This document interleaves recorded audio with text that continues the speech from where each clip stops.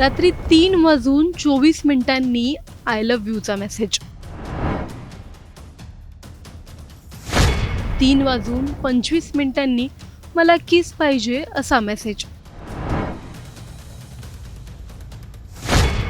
रात्री 3:21 ते 3:25 एका महिलेला कॉल्स. आता तुम्ही स्क्रीनवर जो चॅट्सचा फोटो पाहिला तो फोटो आहे उद्धव ठाकरे गटाच्या नाशिक जिल्हाधिकाऱ्यांच्या मेसेजचा. नाव आहे DG सूर्यवंशी. DG सूर्यवंशी यांच्या विरुद्ध महिलांनी आज आदित्य ठाकरे यांच्याकडे काही गंभीर तक्रारी केल्या आहेत. त्या तक्रारी नेमक्या काय आहेत, DG सूर्यवंशी यांचे व्हायरल मेसेज नेमके काय आहेत, नेमकी ही घटना काय आहे आणि DG सूर्यवंशी नेमके कोण आहेत हे जाणून घेणार आहोत आज आपण या व्हिडिओमधून. त्यामुळे हा व्हिडिओ शेवटपर्यंत नक्की पहा आणि टाइम्स नाऊ मराठीच्या सर्व माध्यमांना सबस्क्राईब आणि फॉलो करायला विसरू नका. तो महिलांना अर्वाच्य अश्लील भाषेमध्ये रात्री 3-3:30 वाजता दारू पिऊन मेसेज करतो, फोन करतो, व्हॉट्सअप कॉल करतात, साधे कॉल करतात, घाण घाण मेसेज करतात. अशा आम्हाला महिलांनी तक्रार आमच्याकडे केलेली होती.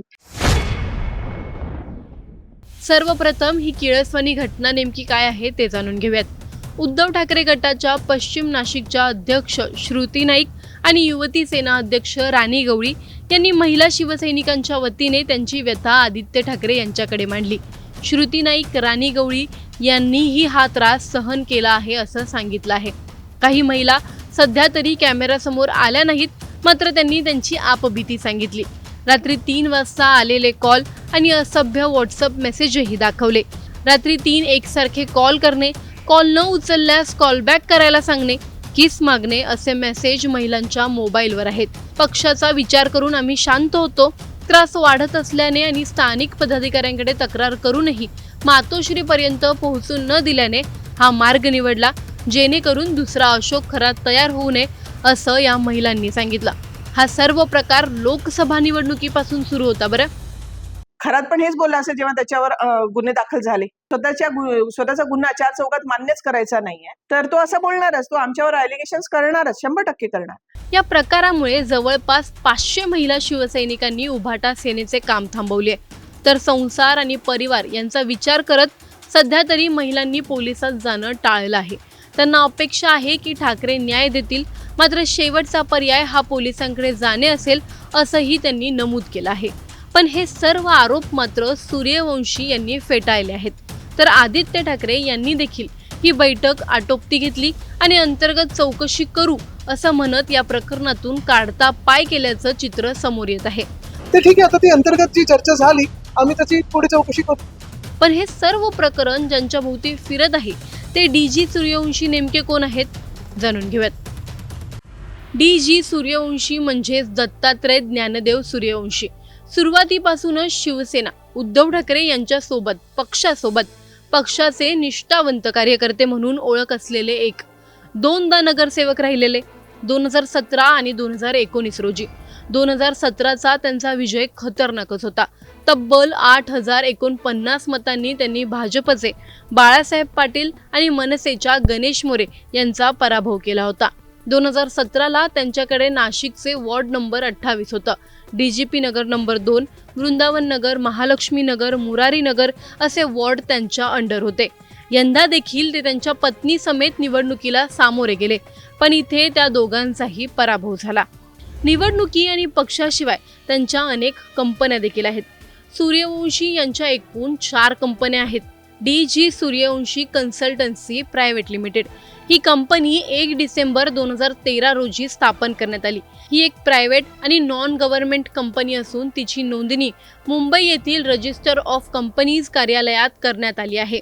कंपनीचं अधिकृत भांडवल 1 लाख रुपये असून भरलेलं भाग भांडवल देखील 1 लाख रुपये आहे.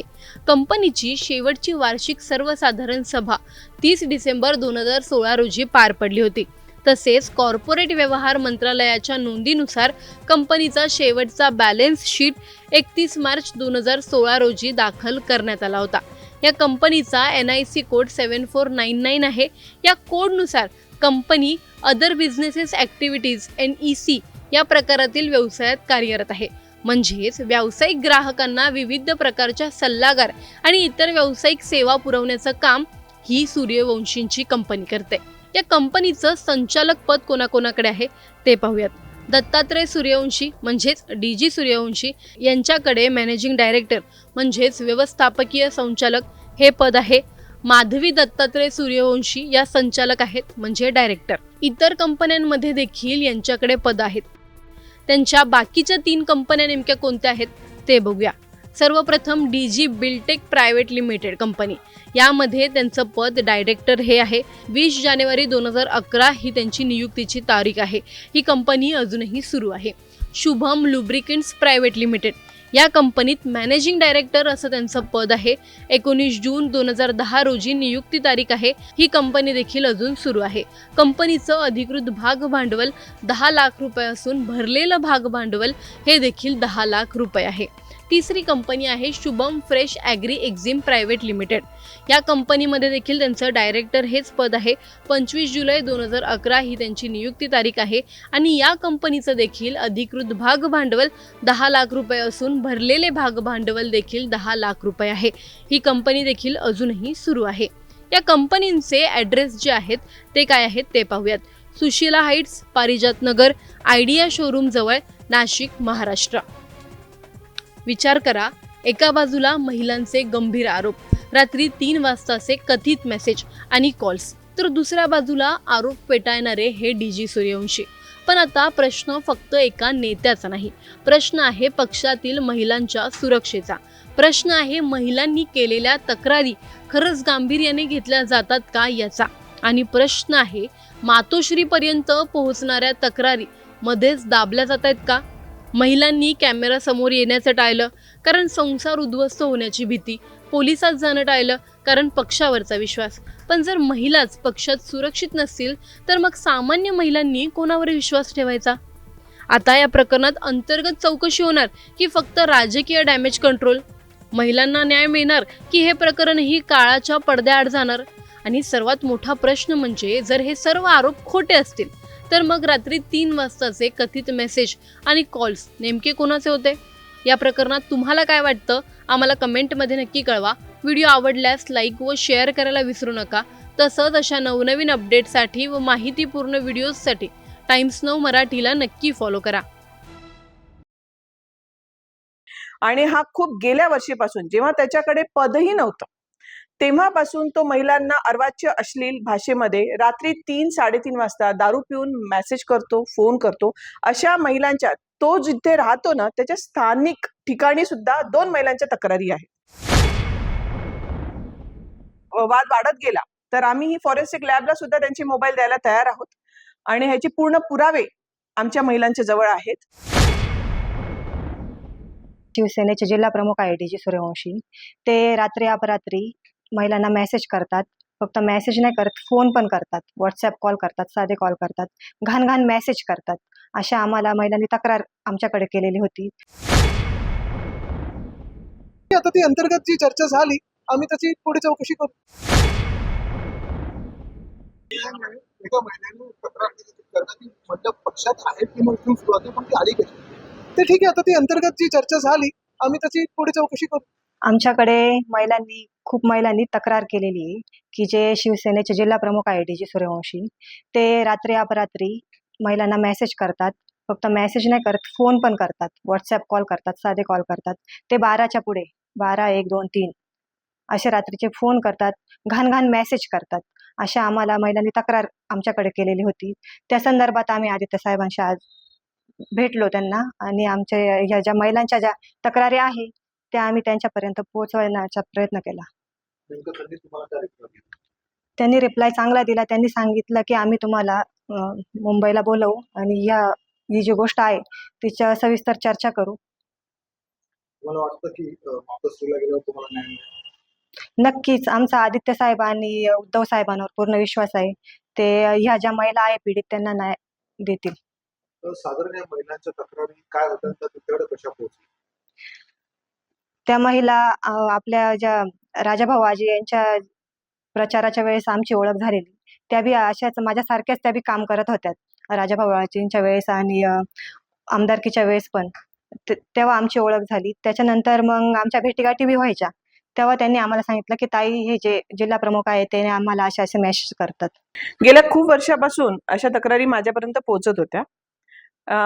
तक्रारी जेव्हा येतात तेव्हा पुरावा असल्याशिवाय मी त्याची शहानिशा केल्याशिवाय ते पुढे पाऊल टाकत नाही. आणि ह्या तक्रारी झाल्यानंतर आम्ही आमच्या जवळच्या स्थानिक लेवलमध्ये जेवढे लोक होते, आपले नेते म्हणा किंवा अजून कार्यकर्ते, ह्यांच्या कानावर ती गोष्ट टाकली होती.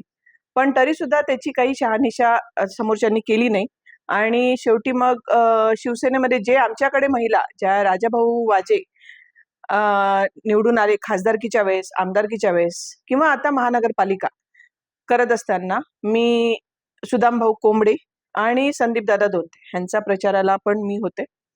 तर हे सगळं करत असताना म्हणजे ते पॅनलच होतं, त्या पॅनलमध्ये शिवसेनेचे सगळेच जण होते. तर हे जेव्हा काम करत असताना सुद्धा त्या महिलांची तक्रार येतच होती.